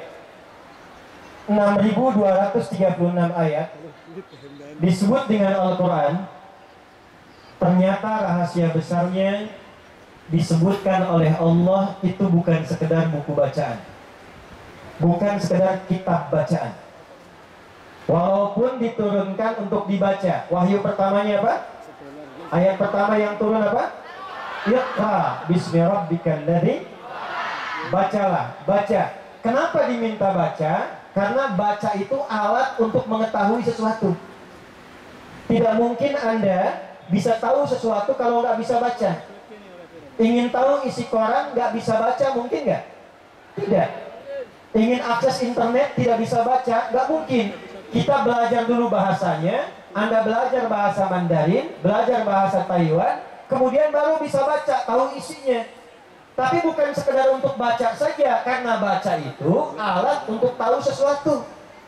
Makanya dulu waktu kita belajar, kan ada ikra ya, ada qiraati dulu kan, ya kan? Kan itu belum dituntut tahu, yang penting bisa baca dulu. Makanya pelajarannya semua tentang halakat, tentang baca. Kalau ditanya artinya, nggak ada yang tahu. A fata a fa fata fa lam doma u lu apa lu, gitu kan? Kan gitu dulu kan? Nanti setelah itu baru ngaji Quran. Untuk apa? Untuk tahu isi. Nah pertanyaannya, mengapa harus tahu isinya? Ini rahasianya. Karena semua ayat itu ternyata kurikulum kehidupan kita dari mulai terlahir sampai kita meninggal dunia. Jadi 6.236 ayat itu, Bapak Ibu sekalian, itu topik kehidupan kita. Dari Al-Fatihah sampai dengan An-Nas, 114 surah, 30 juz. Itu kalau kita keluarkan, nanti keluar tema-tema. Misal, ada tema sejak dalam kandungan. Bagaimana supaya memiliki misalnya janin yang baik, kemudian lahir anak yang sehat. Maka kemudian turun Quran surah ke-22 ayat yang kelima. Dirinci di Quran surah ke-23 misalnya ayat 11 sampai dengan ayat ke-13. Kalau sudah ada ruhnya menjelang persalinan, turun Quran surah ke-7 ayat 189. kemudian terlahir, apa yang pertama diberikan? Kalau ngasih ASI berapa lama? Tugas ayah yang baru punya anak apa? Turun Quran surah kedua ayat 233. Setelah diberikan ASI kurang lebih sampai 2 tahun, diberikan pendidikan apa? Turun Quran surah ke-31 misalnya ayat 13 sampai dengan ayat ke-19. Nanti kalau dia naik lagi, mulai belajar, bagaimana belajar yang efektif? Turun Quran surah 9 ayat 122. Bagaimana kalau ilmunya kuat, imannya bagus? Turun Quran surah 58 ayat ke-11. Nanti dia naik lagi, mulai berkelana, mulai keluar dari Ponorogo sampai ke Taiwan, sampai ke Taipei, dari luar sampai datang. Turun Quran surah ke-49 ayat ke-13. Ada yang mulai kenalan, ya, cinlok, cinta lokal sama yang daerahnya. Ada yang dari luarnya, kemudian mau menikah, bagaimana pendekatannya? Turun Quran surah ke-4 ayat ke-4. Setelah berumah tangga, Quran surah ke-4 ayat ke-34. Nanti muncul tugas-tugas suami, dari mulai mencari nafkah yang standar, Quran surah kedua ayat 168. Nanti kalau ingin cepat, baru sedikit tapi cepat hasilnya, Quran surah 2 ayat ke-172. Ingin lebih cepat lagi, belum berangkat, rizki sudah menanti, Quran surah ke-7 amalannya ayat 96. Tantangannya di mana? Jangan dikira bekerja tidak capek. Boleh jadi nanti ada orang yang ingin ikut, ada yang mengkhianati, ada tantangannya muncul. Turun Quran surah kedua ayat 214. Nanti solusinya Quran surah 3 ayat ke-142. Amalannya nanti malam harinya Quran surah ke-17 ayat 79 sampai dengan 81. Yang istri merawat di rumah, menata anak kadang-kadang tidak mudah. Turun Quran surah 17 ayat 23 sampai dengan 27. Sampai nanti terus naik usia 40 tahun. Amalannya apa? Pekerjaannya apa? Turun Quran surah 46 di ayat ke-15 sampai jadi sepuh, sampai kemudian menunggu kematian. Quran surah ketiga ayat 185. Wafatnya pengen enak. Turun Quran surah 89 ayat 27 sampai dengan ayat 30. Persiapan ke makamnya supaya nyaman. Turun Quran surah ketiga ayat 169 sampai 171. Sampai kiamat surah 75. Sampai jadi dua antara surga yang indah, surga standar, Quran surah 2 ayat 25. Kalau surganya surga Firdaus, Quran surah 23 amalannya 1 sampai dengan 9. Yang terancam dengan neraka, ada nerakanya, Quran surah 4 ayat 69 sampai ke bawah. Yang belum kenal ke surga, nggak mau ke neraka, ada di A'raf, Quran surah 7 ayat ke-47 sampai dengan 49. Itu ada semua. Jadi kalau kita keluarkan, Imam Al-Bukhari pernah mengeluarkan bimbingan Nabi selama 20 tahun itu di Mekah dan di Madinah. Diajarkanlah ayat-ayat itu. Itulah yang menjadikan Abu Bakar seperti yang sekarang kita kenal, Umar seperti yang sekarang kita kenal, Utsman saking kebangetan kayanya sekarang masih punya aset di Madinah diwakafkan. Dulu cuma beli sumur diwakafkan, beli kebun diwakafkan, sekarang jadi hotel dengan namanya Utsman bin Affan. Ali bin Abi Thalib tadi disebut, bukan hanya ahli tafsir, ahli balaghah, ternyata pakar di bidang matematika, pakar di bidang logika. Berkembang lagi, Imam Al-Bukhari mengeluarkan perjalanan Nabi, inti ayat Quran, dibuatlah 97 tema. Ada 97 topik, teman-teman. Dari topik iman, topik ilmu. Misal begini, siapa yang sekarang di sini teman-teman sedang kuliah, bagaimana supaya belajarnya itu efektif? Hari apa belajar yang benar? Cara mengingat bagaimana? Supaya tidak lupa bagaimana? Cara menganalisis bagaimana? Keluarkan topik ketiga, namanya Kitabul Ilmi. Ada yang jualan, ada yang dagang. Di sini ada yang jualan, banyak ya, sana ya. Yang dagang, yang jualan, yang bisnis. Ada kitab namanya Kitabul Buyu', tuntunan belajar bisnis dari Nabi. Tidak pernah ada yang mengamalkan panduan belajar bisnis ini kecuali bisnisnya selalu tidak pernah kembali modal, selalu kembali untung. Itu 97 tema, maka dikenallah dengan nama Jami' Al-Jami' As-Sahih Al-Musnad Al-Mukhtasar min umuri Rasulullah sallallahu alaihi wasallam wa sunanihi wa ayyamihi. Inilah kumpulan tema saya keluarkan dari Quran dan hadis. Imam Al-Bukhari buat tema begini, Bu. Contoh ya, misalnya kitab ilmu, ini ayatnya apa? Ayat A. Nanti hadisnya apa? Prakteknya bagaimana? Bagaimana Nabi mengajarkan? Dari mulai jadwal pengajian ibu-ibu, belajarnya di rumah siapa, harinya hari apa, kurikulumnya apa, itu ada semua. Jadi ternyata kalau ingin jadi generasi milenial yang bagus, yang berakhlak, yang baik, yang sukses, yang maju, amanat pertama dari Nabi, kembalilah kepada tuntunan Al-Qur'an. Itu kuncinya. Kembali kepada tuntunan Al-Qur'an. Tapi jangan sekedar dibaca. Kalau baca, bagus, pahala ada. Silahkan, kejar khatam, kejar lancar, bagus, pahala ada. Tapi kalau ingin jadi generasi hebat, generasi milenial yang bagus, sesuai dengan zamannya, perhatikan cara ngajinya. Keluarkan ayatnya sesuai dengan profesi yang kita pilih dalam hidup. Ini misal yang perempuan ini. Pernah nggak mengeluarkan ayat-ayat perempuan dalam Al-Quran? Ini saya tanya nih, kalau perempuan bahasa Arabnya apa? Nisa. Nisa itu kalau banyak kan, Bu? Kalau dia sendirian, perhatikan kalimatnya, itu disebut dengan mar'ah. Beda dengan laki-laki. Laki-laki itu kalau sendirian mau banyakkan, namanya tetap satu. Sendirian itu rajul, kalau banyakkan rijal. Hurufnya tetap sama, cuma tambah alif aja. Rajulun, rijalun. Hurufnya nggak ada yang hilang.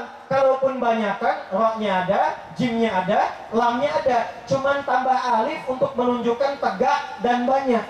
Rajulun, rijalun. Artinya tegak, kuat, kokoh, tidak gemulai. Kaki disebut dengan rijlun karena menopang badan supaya kokoh. Ya, jadi kehormatan laki-laki ditunjukkan pada tegaknya, kuatnya, ya. Dan juga apa? Dan juga kehormatan dari auranya. Jadi kalau ada yang gemulai sedikit, nah hilang laki-lakiannya itu. Perempuan beda. Perempuan kalau sendirian, itu disebutnya mar'ah. Wa mra'atul aziz, dari mar'ah. Tapi kalau banyakan, namanya nisa. Jauh bedanya. Mar'ah ketemu nisa, hurufnya hilang semua.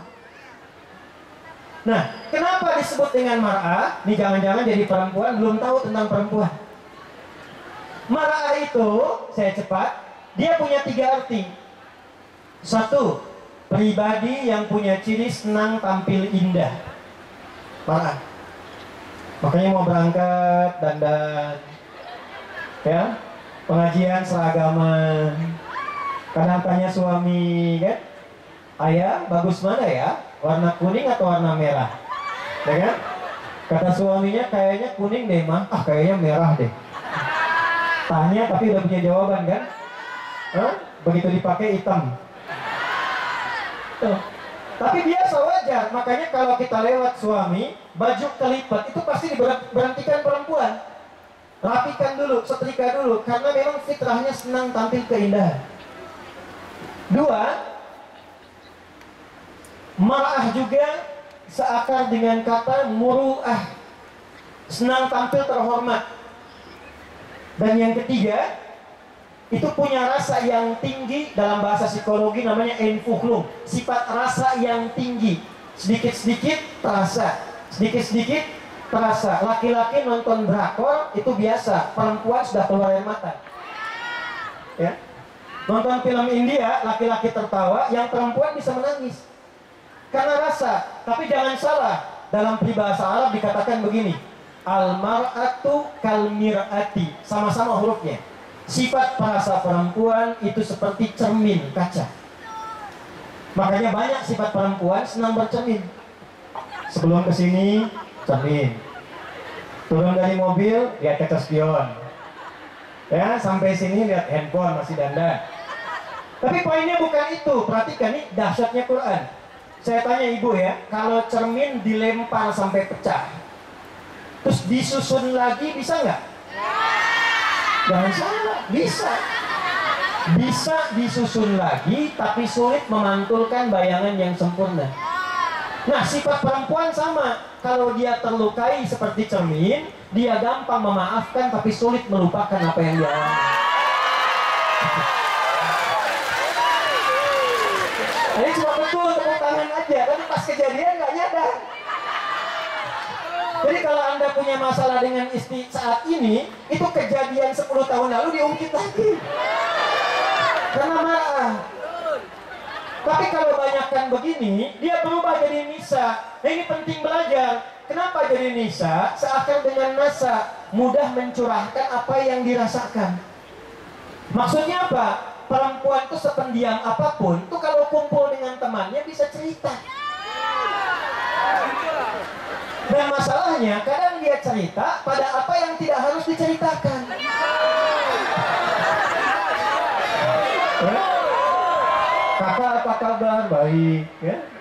Gimana pekerjaan? Bagus. Suami gimana? Itu masalahnya. Nah, itu nisa. Maksud saya apa? Coba keluarkan ayatnya.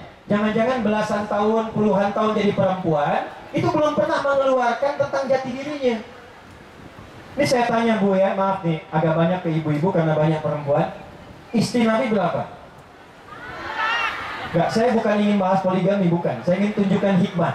Istri Nabi itu lebih daripada 4 kan ya? Ada kurang lebih 11 ya? Pernah nggak belajar kenapa Nabi diizinkan menikah lebih daripada 4 istri? Lihat rahasianya. Ternyata bukan karena bab poligaminya. Ternyata 11 perempuan ini, kalau kita riset ya, silakan belajar sejarah. Kalau kita riset, 11 perempuan istri Nabi ini mewakili semua karakter dan sifat perempuan di muka bumi. Dari yang cemburuan, senang fashion, ada yang senang masak, ada yang senang kajian, ada semua di karakter istri Nabi. Dan kemudian dididik oleh Nabi dengan akhlak Nabi, berubahlah 11 karakter ini jadi perempuan terbaik di zamannya. Contoh ya, jangan tepuk tangan dulu nih. Saya beri contoh nih. Saya mau tanya pada ibu ya semua, pernah dengar kan Sayyidah Aisyah? Ya, beliau selain rajin, giat, tapi cemburunya luar biasa. Tapi bagaimana beliau Nabi SAW mendidik Sayyidah Aisyah? Kecemburuannya diarahkan pada sifat yang baik-baik, sehingga diarahkan kepada ilmu, diarahkan kepada nilai-nilai yang baik. Setelah Nabi meninggal, tiba-tiba beliau menjelma jadi dosen perempuan sepeninggal Nabi yang hafal 2210 hadis dan hampir semua disiplin ilmu beliau pakar di bidangnya. Sampai sepertiga ilmu itu, kata para ulama, dikuasai oleh Sayyidah Aisyah. Dari pribadi yang sangat cemburuan, sensitif, tiba-tiba jadi perempuan paling hebat di masanya, sampai sepertiga ilmu yang ditemukan di bumi dikuasai Sayyidah Aisyah. Siapa yang rajin masak di sini? Ya? Nah, ada istri Nabi namanya Sayyidah Saudah binti Zam'ah. Pernah belajar nggak? Usia beliau walaupun sudah di atas 50, 60 tahun, hobinya masak. Tapi kalau masak, hebatnya setiap masak kalaupun ketemu Nabi, itu masih bisa mengeluarkan kata sayang dan mesra dengan Nabi. Bikin adonan, Nabi datang, itu bikin adonan, Nabi masih sempat mengambil secuil adonan, kemudian dioleskan di kening beliau dan masih bisa mengatakan sayang. Anda yang suami istri, kapan terakhir bilang sayang sama suami? Dan coba belajarnya sampai sini nggak? Apa yang dimasakin Sayyidah Saudah itu untuk Nabi. Sayyidah Zainab, beliau diantara istri Nabi yang senang fashion, pakaiannya, tampilannya. Jadi kalau bapak ibu misalnya cek tentang itu, silahkan yang suami-suami pulang ke rumah, cek kira-kira istrinya mirip siapa. Nah, kalau kita gabungkan dari 10 itu, semua karakter yang terbaik ditemukan di satu perempuan. Namanya Sayyidah Khadijah. Apa dasarnya Khadijah? Bu, Sayyidah Khadijah itu, beliau kalau senyum saja, itu masalah yang ada di suami hilang setengahnya dengan senyum.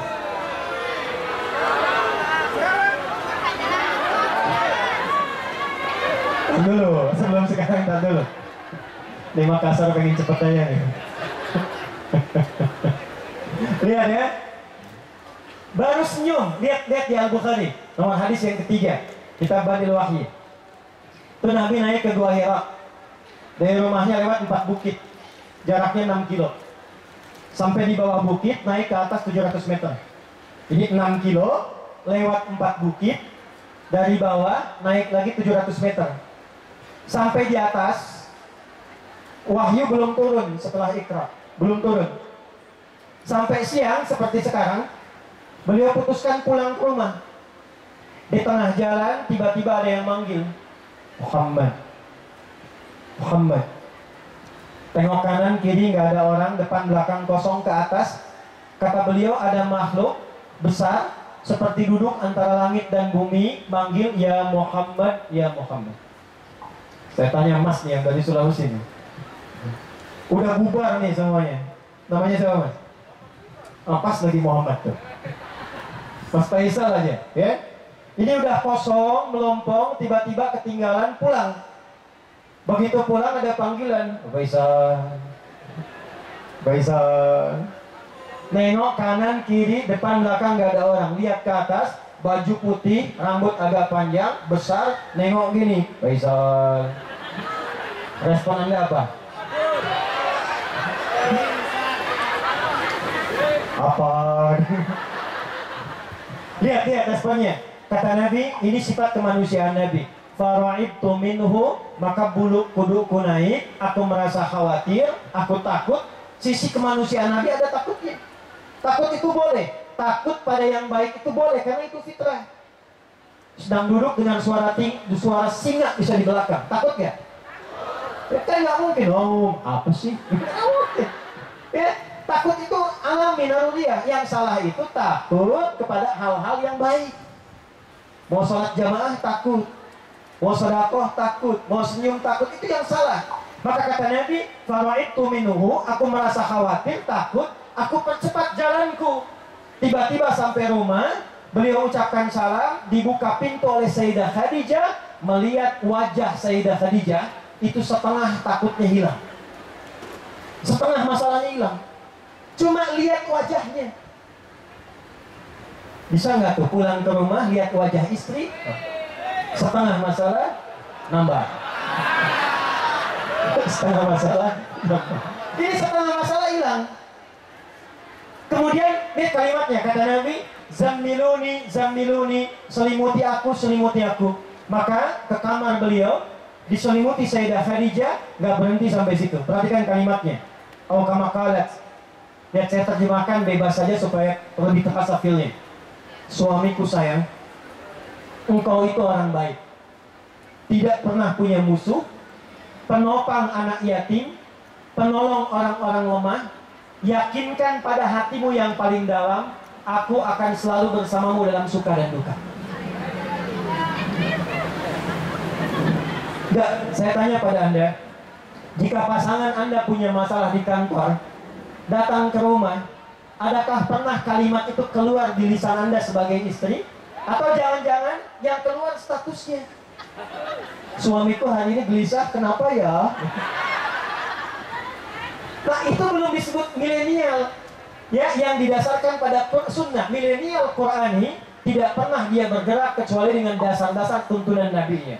Maka saran saya yang pertama, coba sesuai sifatnya sekarang keluarkan ayat-ayat sesuai dengan Top 99. Ya, coba keluar, datang duduk, pelajari bagaimana kehidupan Nabi di Mekah, berinteraksi dengan teman-teman tetangga kita yang non-muslim, yang beda keyakinan, beda negara, fikihnya ada. Nah kalau kita keluarkan dengan baik, insya Allah maka muncullah karakter yang baik, perilaku yang baik, perilaku yang didorong oleh tuntunan Quran dan petunjuk Nabi itu. Itulah yang disebut dengan akhlak. Apa namanya? Akhlak. Dari sini turun kalimat di Al-Quran di surat Al-Qalam, wa innaka la'ala khuluqin azim. Muhammad, sungguh engkau memiliki akhlak yang mulia. Maka beliau menjelaskan kalimat Allah ini, disebutkan kemudian kalimat di hadis riwayat Al-Bukhari nomor hadis 5027 dari Utsman bin Affan radhiyallahu taala anhu. Perhatikan kalimatnya, saya tutup. Qala Rasulullah sallallahu alaihi wasallam, khairukum man ta'allama al-Qur'ana wa 'allamah. Jika Anda ingin jadi generasi yang terbaik, ada yang baik, Anda jadi yang terbaik. Maka caranya bagaimana? Kata Nabi, belajarlah Al-Quran, kemudian praktekkan itu dalam kehidupan. Saya ulangi, belajarlah Al-Quran dan praktekkan itu dalam kehidupan. Maka mulai hari ini kalau ada tabligh akbar lagi, ada ustadz-ustadz yang datang, kiai yang datang, saya sarankan panitia bikin tema-tema supaya tidak jadi umum. Temanya yang dibutuhkan aja. Pekerja migran Indonesia PMI misalnya, apa fikih terkait di dalamnya? Ayat-ayat tentang kerja di luar itu bagaimana? Hukum-hukum terapannya seperti apa? Hadisnya bagaimana? Bikin kajian, bikin tema, bikin subtopik, sekian banyak pembahasan, tanya pembahasannya, keluarkan ayatnya, keluarkan hadisnya, sudah ada temanya, pilih ustadz-ustadz yang pakar di bidangnya, undang ke sini.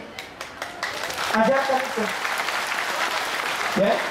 Sehingga mengajarkan yang dibutuhkan, bukan untuk tampil.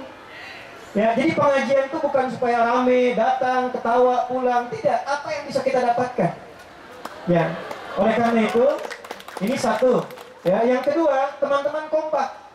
Tunjukkan sebagai muslim yang baik.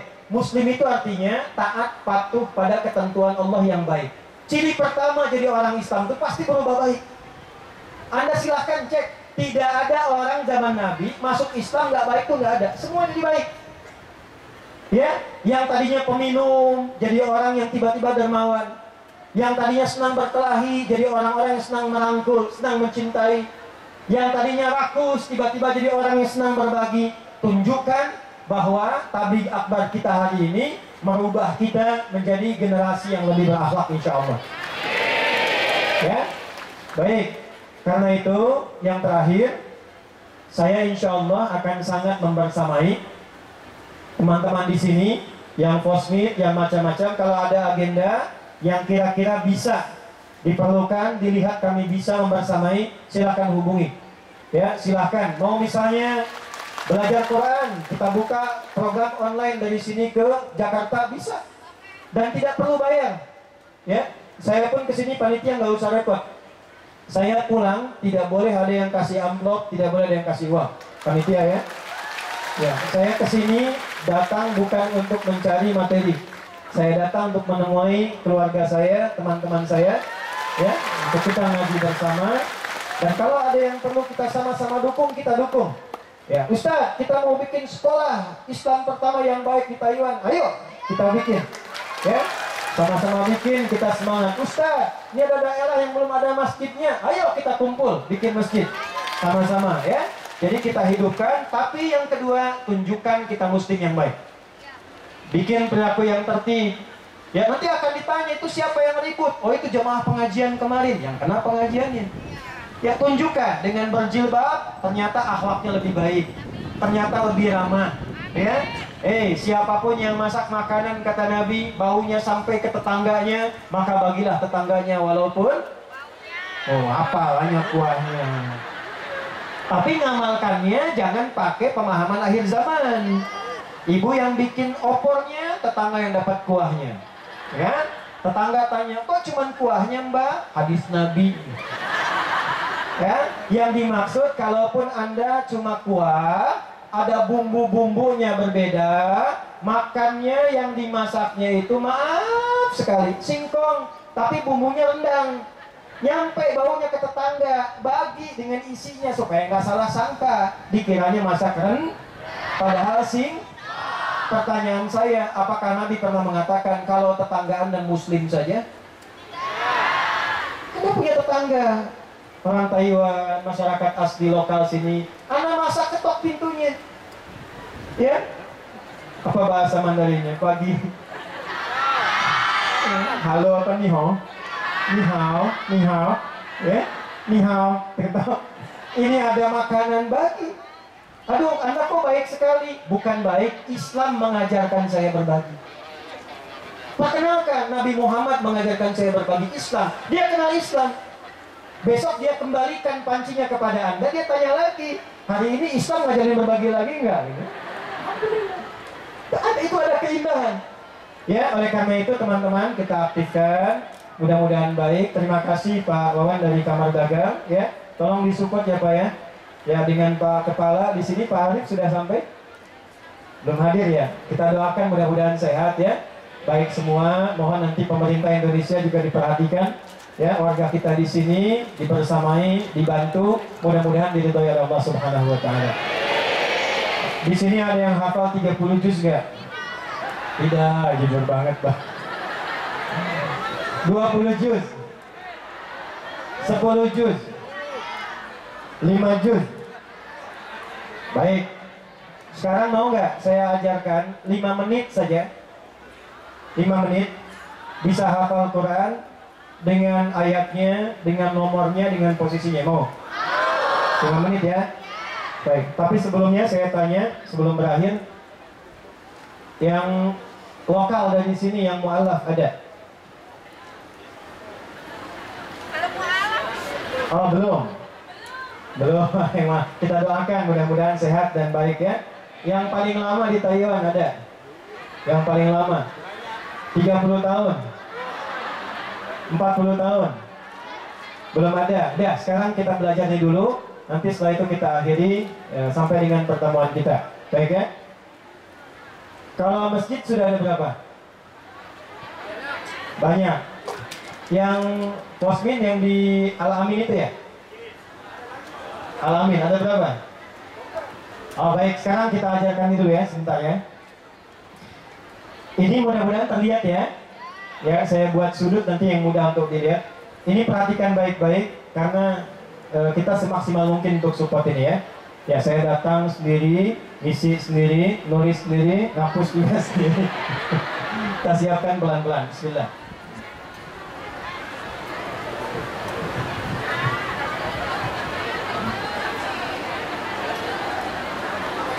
Baik, sabar ya. Ya Allah, udah malamnya datang, duduk dipastikan masuk surga. Baik, sudah selesai ya. Gini aja, cepat. Mau surat apa? Yang paling panjang di Al-Quran ya, Al-Baqarah ya. Karena kalau Qul-Hu kan udah banyak ya. Ini muka-muka ikhlas semua, tapi kita pindahkan ke Al-Baqarah dulu. Ini kita majukan ke depan supaya kelihatan sedikit ya, boleh? Sini aja, stop. Ini ya. Kalau nggak kelihatan dibayangin aja ya. Karena sudutnya kalau geser sini, sana nggak kelihatan juga. Ya kita ambil segini aja ya, kurang lebih. Saya bagi dua, lihat sini, fokus. Ini begini. Ini begini. Ya. Saya bikin kotak gini. Saya bagi dua ya. Yang ini kanan. Apa? Yang ini kiri. Baik. Ya, karena waktunya terbatas, kita ambil 5 ayat aja. Al-Baqarah 1 sampai 5. Baik, saya coret yang ininya adanya di sini. Jadi posisinya di mana? Jadi kalau kita buka mushaf 1 sampai 5 adanya di sebelah kiri. Baik, saya tulis ya. 1 di sini. Kemudian 2 di sini. 3 di sini. 4 di sini. 5 di sini. 1 dan 2 kiri bagian atas. Ini. Maka kita sebut kiri atas. Apa? Yang ini kiri tengah. Yang ini saya ulangi. Ini 1 dan 2 kiri, 3 dan 4 tengah. Ini baik, saya tuliskan ya. 1 alif lam mim. Nah, 1 apa? Baik, 2 saya singkat dzalikal kitabul la hudan lil muttaqin. Saya tulis dzalika untuk menyingkat. 3 alladzina yu'minuna bil ghaib. 4 walladzina pakai wa. 3 dengan 4 cuma beda wawu. 1 alladzina, 2 walladzina. 5 ulaika. Ya, ulaika. Lihat sini, 1 apa? Alif lam mim. 2 3 alladzina. 4 5. Baik, sekarang saya lihat dulu jamnya. Baik, 5 menit dari sekarang ya. Perhatikan baik-baik. Saya ajarkan yang atas dengan bawah dulu, sisanya yang tengah. Atas 1 alif lam mim. Kemudian 2 dzalika kitabul la raiba fihi hudal lil, singkat dzalika. 1 apa? 2. Baik. Lihat sini, lihat sini. 5-nya apa? Ulaika. Tinggal tengahnya. Tengahnya mirip katanya. Yang 3 alladzina, yang 4 3 apa? 4 apa?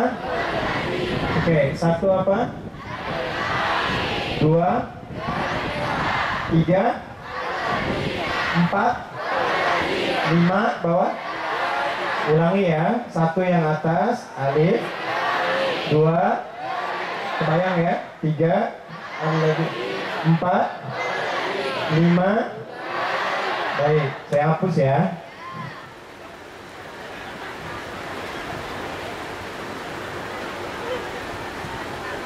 Oke, ulangi. 1 2 3 4 5. Saya acak ya. 5 4 3 2 1. Lihat tangan saya.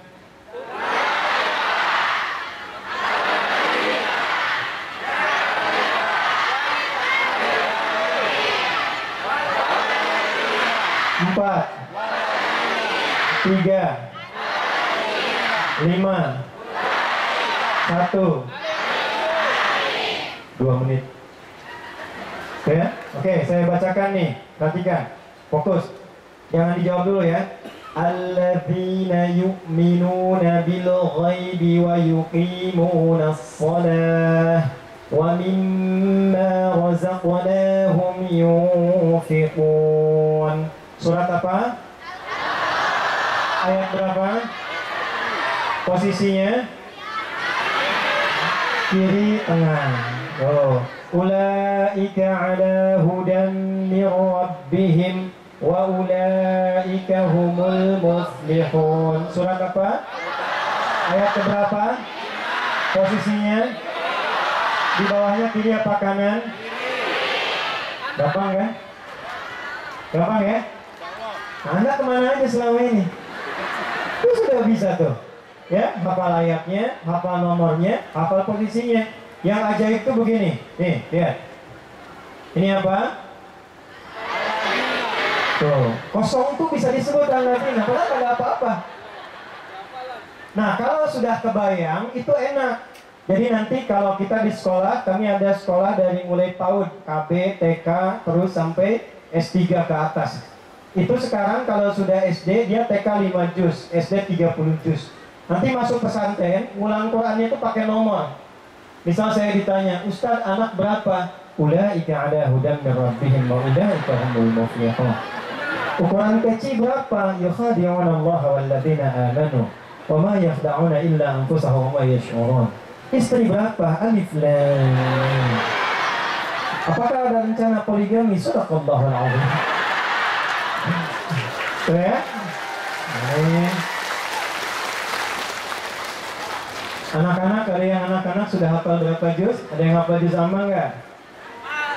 Anak-anak, bukan ibunya anak-anak. Baik, saya kira itu dulu yang disampaikan di kesempatan hari ini. Nah, mana tadi yang paling jauh? Mana yang datang paling jauh?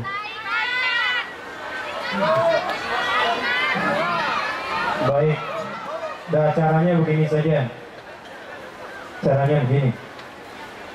Hadis terakhir yang saya bacakan, yang terakhir. Hadis terakhir. Siapa yang bisa bacakan lagi? Hadis yang terakhir kan? Hadis yang terakhir, yang saya bacakan terakhir. Siapa yang bisa bacakan? Ya, Ibu, tolong dipinjamkan mic-nya. Itu yang belakangnya itu, yang pakai kerudung pink, belakangnya Mbak. Silakan. Ya. Hadis ya, hadis terakhir yang saya bacakan tadi.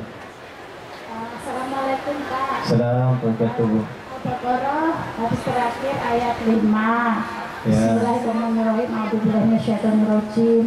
Ulaika ala hudan min rabbihim. Iya, terus Bu, terus. Ulaika ala hudan min rabbihim wa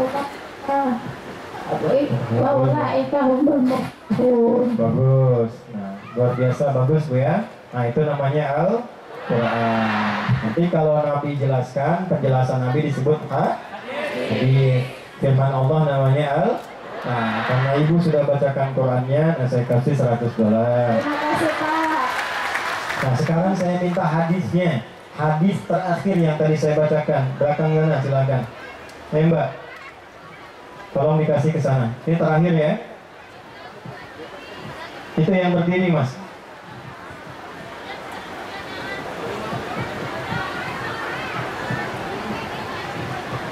Ya, saya bantu dengan tadi yang saya sebut nomornya di Al-Bukhari, nomor hadis 5027, rawinya dari Utsman bin Affan. Silakan.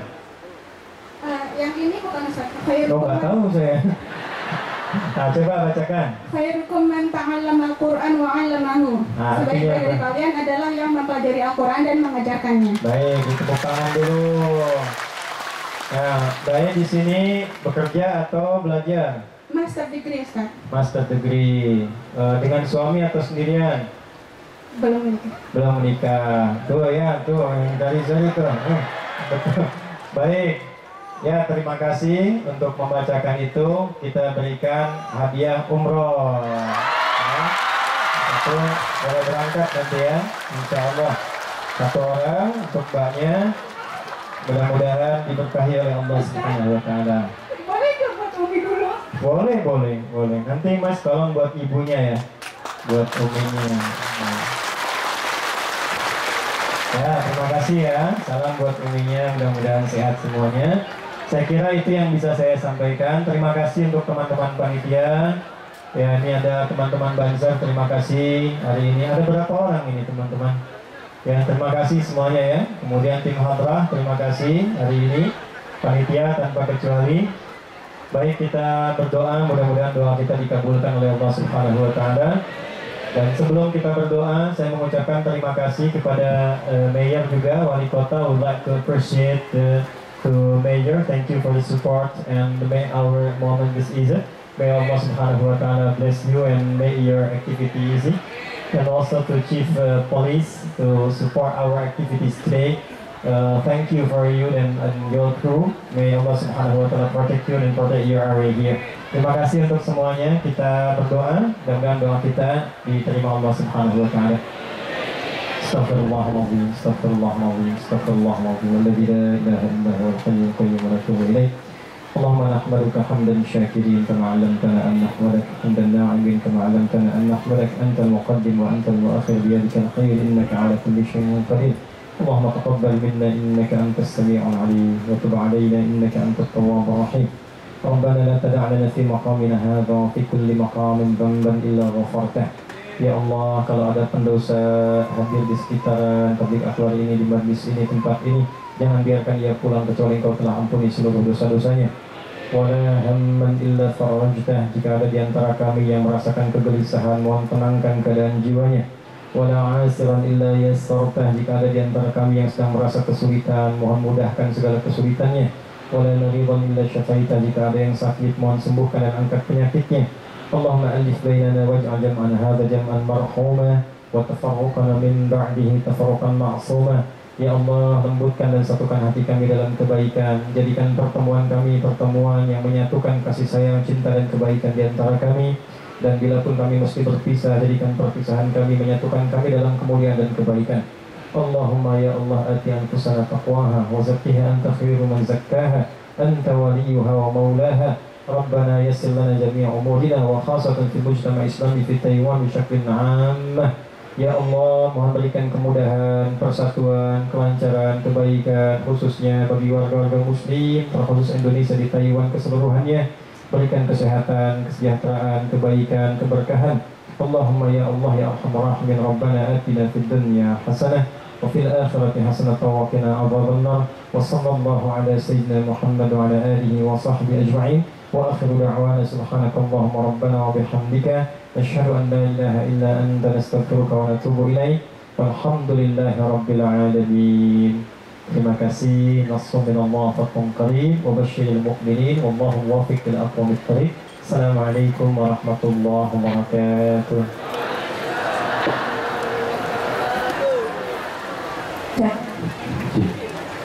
Terima kasih kepada Bapak Ustadz Dr. Ali Hidayat LC MA PhD dari Indonesia. Subhanallah. Pada hari ini banyak ilmu yang kita dapat dari beliau. Semoga beliau diberikan kesehatan, panjang umur. Amin. Dan kita pulang dengan membawa ilmu dan hidayahnya dari Allah Subhanahu wa Ta'ala. Amin.